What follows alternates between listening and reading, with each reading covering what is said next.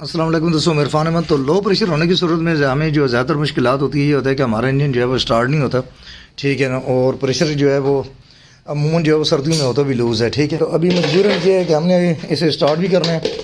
तो ऐसी सूरत में आप लोग क्या कर सकते हैं, एडजस्टमेंट है वो भी मुकम्मल तौर पर मैंने ओपन की हुई है, लेकिन उसके बावजूद भी जो है ना हमारा जो इंजन जो है वो स्टार्ट नहीं हो रहा। ये मैं एक मिनट आपको चेक करवा दूँ। इंजन स्टार्ट होता है, स्टार्ट होने के बाद इंजन बंद हो जाता है।